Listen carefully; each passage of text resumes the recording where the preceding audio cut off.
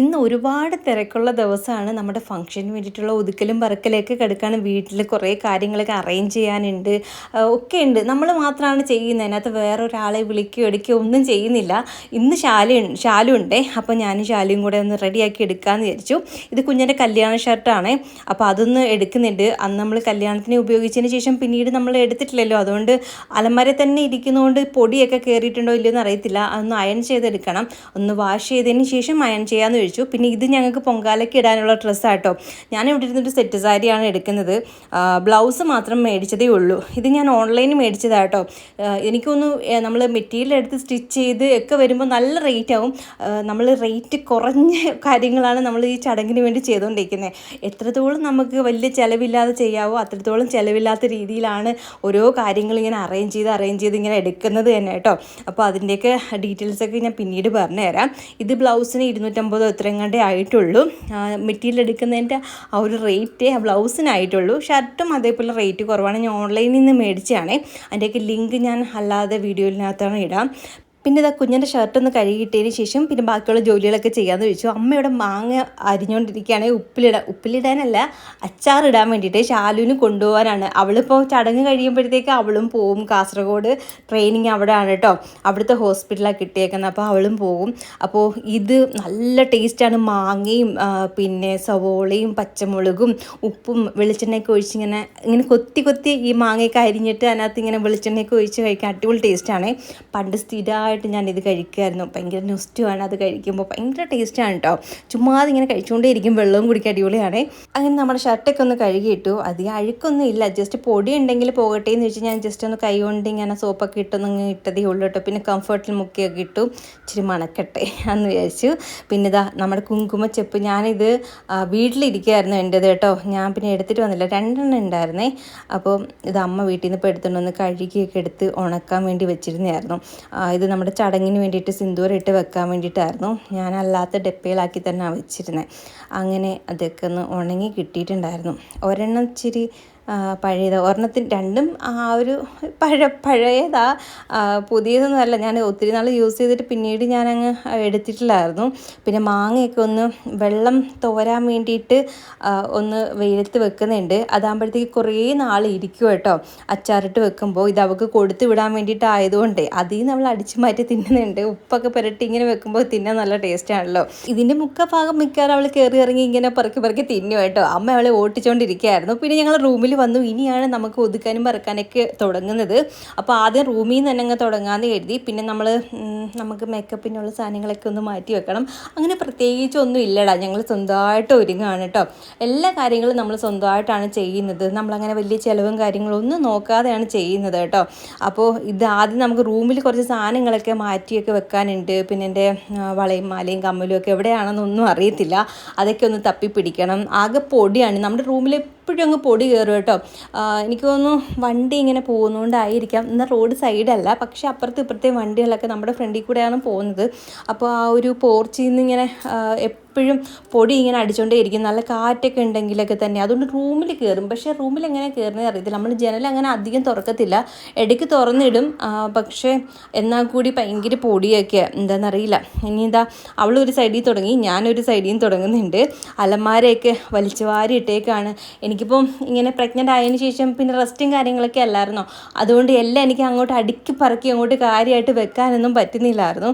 അതുകൊണ്ട് ഇതാ ഇവിടെയൊക്കെ ഇങ്ങനെ ഒരുമാതിരി കിടക്കുകയായിരുന്നു കേട്ടോ. കുറേയൊക്കെ ഇനി പതിയെ ഇരുന്ന് എല്ലാം ഒന്ന് ഒതുക്കിയൊക്കെ വെക്കണം. പിന്നെ വാവയായി കഴിഞ്ഞാൽ പിന്നെ ഭയങ്കര പാടാണല്ലോ.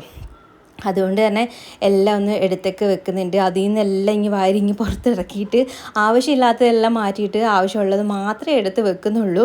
എന്തൊക്കെയോ തീർന്നതുമൊക്കെ ഉണ്ട്. പിന്നെ എൻ്റെ കാണാതെ പോയ കമ്മലൊക്കെ കിട്ടി കേട്ടോ. അത് എല്ലാം കൂടെ ഇത് കഴിഞ്ഞ പ്രാവശ്യം ശാല് വാരി അതിനകത്ത് ഇട്ടയാണ്. പിന്നെ ഇതിൻ്റെ ഒരു ജപമാലയാണ്. ഇത് കുഞ്ഞൻ്റെ ആണെങ്കിലും ആക്സിഡൻറ്റ് നടന്ന സമയത്തേ ഞങ്ങൾ അവിടെ കിടന്നപ്പോൾ ഞങ്ങളുടെ തൊട്ടടുത്തൊരു അമ്മ ഉണ്ടായിരുന്നേ. അപ്പോൾ ആ അമ്മയുടെ ബാഗിൽ കിടന്ന മാലയാണ്. അപ്പോൾ ഞാൻ ബൈബിളൊക്കെ ഞാൻ വായിക്കാറുണ്ട്, പ്രാർത്ഥനയും പ്രാർത്ഥിക്കാറുണ്ട്. നമുക്ക് ഇന്ന ജാതി മതം അങ്ങനെയൊന്നും എനിക്കില്ല. എല്ലാവരെയും ഒരേപോലെ കാണുന്നതുകൊണ്ട് തന്നെ എല്ലാ പ്രാർത്ഥനകളും പ്രാർത്ഥിക്കുകയും എല്ലായിടത്തും പോവുകയും ഒക്കെ ചെയ്യുന്നു. അതുകൊണ്ട് തന്നെ ബൈബിളൊക്കെ ഞാനിങ്ങനെ കുറച്ച് മനസ്സമാധാനത്തിന് വേണ്ടിയിട്ട് എടുത്ത് വായിക്കുകയൊക്കെ ചെയ്യുമായിരുന്നു. ആ സമയത്ത് ടെൻഷനും കാര്യങ്ങളും ഒക്കെ അധികമായിരുന്നല്ലോ. അപ്പോൾ ഞാനത് വായിക്കുന്ന കണ്ടുകൊണ്ട് കൂടെ അടുത്ത് കിടന്ന ആ അമ്മ എനിക്ക് എടുത്ത് തന്നെയാട്ടോ. അത് ഞാനിങ്ങനെ സൂക്ഷിച്ച് വെച്ചിട്ടുണ്ട്. ഇപ്പോൾ 3 വർഷത്തിന് മേളിലായി എൻ്റെ കയ്യിലത്. പക്ഷേ അത് എനിക്ക് തന്ന സമയത്ത് പുതിയതുപോലെ ഇരിക്കുകയായിരുന്നു, നല്ല കളറും ആയിരുന്നേ. ഞാനത് കുഞ്ഞനിങ്ങനെ വയ്യാതെ കിടന്ന സമയത്ത് അത് ഞാൻ പ്രാർത്ഥിച്ചിട്ട് കുഞ്ഞിനെ കഴുത്തിയിട്ട് കൊടുത്തു. അപ്പം ഈ വിയർപ്പൊക്കെ തട്ടിയിട്ട് അതിൽ നിന്ന് കളറൊക്കെ ഇളകിയിട്ടുണ്ടായിരുന്നു. പിന്നീട് ഞാൻ ഊരി മേടിച്ചിട്ട് വേറെയാണ് ഇട്ട് കൊടുത്തത്. എനിക്കങ്ങനെ 2 മാല തന്നിട്ടുണ്ടായിരുന്നു. അങ്ങനെ പിന്നെ അത് അന്നോട്ടേ ഞാനിങ്ങനെ സൂക്ഷിച്ച് എൻ്റെ ബാഗിൽ വെച്ചിരുന്നതായിരുന്നു. ബാഗ് ഒഴിഞ്ഞപ്പോൾ ഞാനതെടുത്ത് അങ്ങോട്ട് മാറ്റി വെച്ച കേട്ടോ. അങ്ങനെ ഇത് അവിടെയൊക്കെ ഒതുക്കി അത് കഴിഞ്ഞ് ഞാൻ കിടന്നു. എനിക്ക് കുറേ നേരം നിൽക്കുമ്പോഴും നടക്കുമ്പോഴൊക്കെ ബാക്ക് പെയിൻ ഉണ്ടല്ലോ, അതുകൊണ്ട് എനിക്ക് ബാക്ക് പെയിൻ വന്നു തുടങ്ങിയപ്പോഴത്തേക്ക് ഞാൻ ഇത്തിരി നേരം കിടന്നു. ഞാൻ പറഞ്ഞു ഞാൻ ഇച്ചിരി നേരം കിടക്കട്ടെ. അപ്പോൾ ശാലു പറഞ്ഞു നീ കിടക്ക്, ഞാനാണെങ്കിൽ ബാക്കി ജോലിയൊക്കെ ചെയ്തോളാം എന്ന് പറഞ്ഞു. പിന്നെ ബാക്കിയുള്ള കാര്യങ്ങളൊക്കെ അവളായിരുന്നു കേട്ടോ ഒതുക്കിയും പറക്കുകയൊക്കെ ചെയ്തത്. അപ്പോഴത്തേക്ക് നമുക്ക് കൊറിയർ വന്നിട്ടുണ്ടായിരുന്നേ. നമ്മൾ കർട്ടനൊക്കെ ഓർഡർ ചെയ്തിട്ടുണ്ടായിരുന്നു. നമ്മളിവിടെ വന്നിട്ട് കർട്ടനൊക്കെ വാങ്ങിച്ചൊന്നും ഇല്ലായിരുന്നു. അപ്പോൾ ഇപ്പോഴാണ് ഞാൻ അതൊക്കെ വാങ്ങിച്ചത് തന്നെ. അങ്ങനെ പിന്നെ അതൊക്കെ എടുത്ത് വെച്ചിട്ട് ഇനി കർട്ടനൊക്കെ കുറച്ചൊക്കെ നേരത്തെ വന്നിട്ടുണ്ടായിരുന്നു. കുറച്ച് സാധനങ്ങൾ മാത്രം ലാസ്റ്റ് നമ്മൾ ഒരെണ്ണം സൈസ് മാറിപ്പോയതുകൊണ്ട് പിന്നീടാണ് ഓർഡർ ചെയ്തത്. അപ്പോൾ ലാസ്റ്റ് അന്നാണ് വന്നത് കേട്ടോ. അങ്ങനെ പിന്നെ അതൊക്കെ ഇനി ഒന്ന് എടുത്തെല്ലാം സെറ്റ് ചെയ്ത് വെക്കണം. പിന്നെ നമ്മളുടെ വളകാപ്പ് ഫംഗ്ഷൻ നടക്കുന്നത് 1-ാം തീയതിയാണ് കേട്ടോ, മെയ് 1-നാണ്. അതിൻ്റെ വീഡിയോസൊക്കെ ഉടനെ വരുന്നുണ്ട്. കാരണം എനിക്കൊന്നും ഇടാൻ പറ്റാത്ത സിറ്റുവേഷൻ ആയിരുന്നു. അതുകൊണ്ടാണ് ഫോട്ടോസ് മാത്രം ഇട്ടുകൊണ്ടിരിക്കുന്നത്. വീഡിയോസ് എല്ലാം ഇടുന്നുണ്ട്.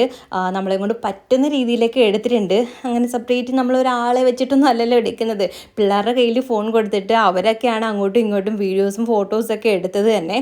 അപ്പോൾ വലിയ ഫംഗ്ഷനായിട്ടൊന്നും അല്ലായിരുന്നു. നമുക്ക് നമ്മുടെ ചടങ്ങ് നടത്തണം എന്നുണ്ടായിരുന്നു. കാരണം ഞങ്ങൾക്ക് ചടങ്ങ് ഉള്ളതാണ്. വളകാപ്പ് ഫംഗ്ഷൻ നടത്താറുണ്ട്. എൻ്റെ അമ്മയ്ക്ക് നടത്തിയിട്ടുണ്ട്. അപ്പോൾ പിന്നെ എനിക്ക് നടത്താതിരിക്കുമോ? അത്രയും വർഷങ്ങൾക്ക് മുമ്പേ നടത്തിയ ഒരു ചടങ്ങാണ്. എനിക്ക് ഭയങ്കര ആഗ്രഹമായിരുന്നു എൻ്റെ അമ്മയ്ക്ക് നടത്തിയതുപോലെ തന്നെ എനിക്ക് നടത്തണം എന്നൊരാഗ്രഹം ഉണ്ടായിരുന്നു. അതുകൊണ്ട് ചെറിയൊരു ഫംഗ്ഷൻ പോലെ നമ്മുടെ ഫാമിലീസിനെ മാത്രമേ വിളിച്ചിട്ടുള്ളൂ കേട്ടോ. വേറെ അങ്ങനെ ആരെയും വിളിച്ചിട്ടൊന്നുമില്ല. അപ്പോൾ കുറച്ച് പേര് മാത്രമേ ഉണ്ടായിരുന്നുള്ളൂ. പിന്നെ വീഡിയോസും ഞങ്ങളെല്ലാം എടുത്തത്. അപ്പോൾ ഞങ്ങൾ അനിയത്തിമാരുടെ കയ്യിൽ കൊടുത്തിട്ടൊക്കെയാണ് വീഡിയോസൊക്കെ എടുത്തത്. അതുകൊണ്ട് കുറേയൊക്കെ കിട്ടിയിട്ടുണ്ട്. അപ്പോൾ എല്ലാം ഭയങ്കര തിരക്കും കാര്യങ്ങളൊക്കെ ആയതുകൊണ്ട് കുറേയൊക്കെ വീഡിയോസൊക്കെ എടുത്തിട്ടുണ്ട്. ഉള്ള വീഡിയോസൊക്കെ വെച്ചിട്ട് നാളെ ഒരു 5 മണിയാകുമ്പോഴത്തേക്ക് വീഡിയോ പോസ്റ്റ് ചെയ്യുന്നതായിരിക്കും കേട്ടോ. ഒരുപാട് പേര് ചോദിച്ചു നമ്മുടെ വീഡിയോസ് എന്താ ഇടാത്തതെന്നുള്ള രീതിയിൽ. ഇടാൻ കുറച്ച് നമുക്ക് വീഡിയോസ് ഒരുപാട് പെൻഡിങ് കിടക്കും. പിന്നെ കുറച്ച് തിരക്കും കാര്യങ്ങളൊക്കെ ആയിപ്പോയി. അതുകൊണ്ടൊക്കെയാണ് ഇടാഞ്ഞത് കേട്ടോ. പിന്നെ എന്താ നമ്മൾ മേടിച്ച കർട്ടൻ ഇതായിരുന്നേ. അപ്പം 2-3 ജനൽ നല്ല ലെങ്ത് ആയതുകൊണ്ട് അതിൻ്റെ അളവിനാണ് മേടിച്ചത്. പിന്നെ ഒരെണ്ണം വലിയ കുഴപ്പമില്ല. പക്ഷേ ഇവിടെ കമ്പി എങ്ങനെയൊക്കെയോ അടിച്ചു വെച്ചേക്കുന്നത് കാരണം നമുക്ക് ചെറുത് വാങ്ങിച്ചിട്ട് മേളിൽ നിൽക്കുമായിരുന്നു. അതുകൊണ്ട് പിന്നെ എല്ലാം ഒരേപോലത്തെ അങ്ങ് മേടിച്ചു. അതാകുമ്പോൾ പിന്നെ വലിയ പ്രശ്നമില്ലല്ലോ, താഴ്വരെ കിടന്നാലും കുഴപ്പമില്ല. കമ്പിയൊക്കെ ചെറുതായിട്ട് ഇങ്ങനെ ഇളകിയൊക്കെ ഇരിക്കുന്നത് കാരണം സൂക്ഷിച്ചെടുത്തില്ലെങ്കിൽ എവിടെയെങ്കിലുമൊക്കെ താഴെ മറിഞ്ഞടിച്ച് വീഴും കേട്ടോ. അങ്ങനെ ഇവിടെ കിടന്നതങ്ങ് മാറ്റി. ഇവിടെ ലെങ്ത് കുറഞ്ഞ കർട്ടനായിരുന്നു കിടന്നിരുന്നത്. അതിന് അപ്പുറത്തെ റൂമിലെങ്ങാണ് ഇടാമെന്ന് വിചാരിച്ചിരിക്കുകയാണ്. പിന്നെ നമ്മുടെ വളകാപ്പ് ഫംഗ്ഷൻ്റെ ഫോട്ടോസ് ഇട്ടപ്പോൾ ചില ആൾക്കാർക്ക് നല്ല രീതിയിൽ കുരു പൊട്ടുന്നുണ്ടായിരുന്നു.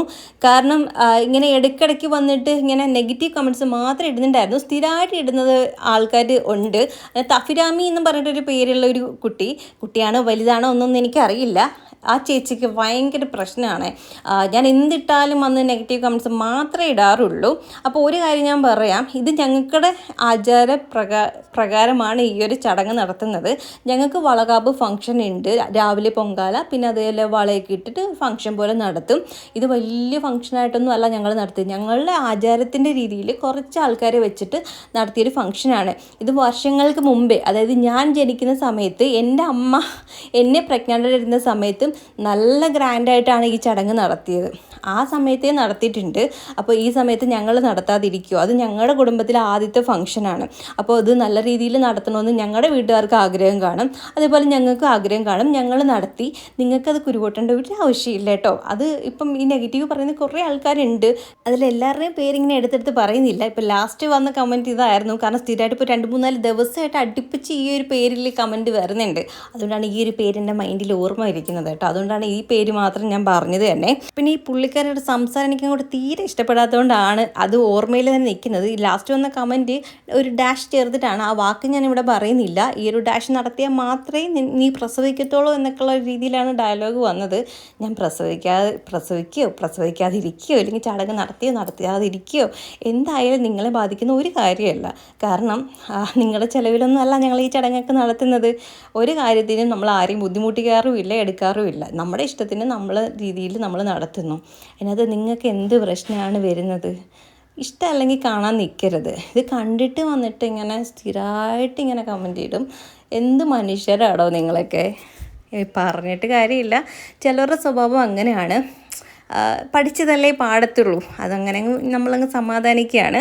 പിന്നെ ഇതാ നമ്മുടെ കർട്ടനും കാര്യങ്ങളെല്ലാം കഴിഞ്ഞു. ഇവിടെ അമ്മയാണെങ്കിൽ കുളിച്ചിട്ടൊക്കെ വന്നിട്ട് അച്ചാറിടാനുള്ള പരിപാടിയാണ്. ശാലുവിന് എന്നാ പോകേണ്ടതെന്ന് ഡേറ്റ് ഇതുവരെ അറിഞ്ഞിട്ടില്ല. ചിലപ്പോൾ നാളെ മറ്റന്നാളോ ഒക്കെ അറിയാൻ പറ്റും. അപ്പോൾ ചടങ്ങ് കഴിഞ്ഞ ഉടനെ മിക്കവാറും അവൾ പോവും. അതുകൊണ്ട് അവൾക്ക് വേണ്ടിയിട്ട് പ്രത്യേകം പെട്ടെന്ന് അച്ചാറൊക്കെ ഇട്ട് വെക്കുകയാണ്. അങ്ങനെ പിന്നെ ഞങ്ങൾ ഫുഡൊക്കെ കഴിച്ചു. രാത്രിയിൽ ഇത് അപ്പവും മീൻകറിയായിരുന്നു. അപ്പം അരിയുടെ അല്ല കേട്ടോ, റവയുടെയാണ്. അപ്പോൾ കുറേ പേര് ചോദിച്ചിട്ടുണ്ടായിരുന്നു, ഇഡ്ഡലി കഴിക്കുന്നുണ്ടല്ലോ, അങ്ങനെയൊക്കെ കഴിക്കുന്നുണ്ടല്ലോ എന്ന്. ഞാൻ ഇഡ്ഡലി കഴിക്കുന്നത് റവയുടെ ഇഡ്ഡലിയാണ് കഴിക്കുന്നത്. റവയുടെയോ റാഗിയുടെയോ ഒക്കെയാണ് കഴിക്കുന്നത്. അതുപോലെ അപ്പം ഉണ്ടാക്കിയാലും അങ്ങനെയാണ് ചെയ്യുന്നത് കേട്ടോ. അപ്പോൾ ഇന്ന് റവയുടെ അപ്പമാണ് ഉണ്ടാക്കി വെച്ചിരുന്നത്. അപ്പോൾ അത് കഴിച്ചു. അത് കഴിഞ്ഞ് ഞങ്ങൾ കിടന്നു കേട്ടോ. അത് കഴിഞ്ഞപ്പോഴാണ് 11 മണിയായപ്പോഴത്തേക്ക് കോളിംഗ് ബെല്ല് അടിക്കുന്നത്. ഞങ്ങളിങ്ങനെ പേടിച്ചിട്ട് ഈ സമയത്തൊക്കെ ആരാടാ വരുന്നത് എന്ന് വിചാരിച്ചിട്ട്, പക്ഷെ ആരാന്നൊന്നും മിണ്ടുന്നു ഇല്ല. ഞങ്ങൾ കുറേ നേരം ഇങ്ങനെ നോക്കി നിന്നു, ആരാന്ന് ചോദിച്ചിട്ട്. അപ്പോഴാണ് അമ്മ എന്നൊരു വിളി വന്നത്.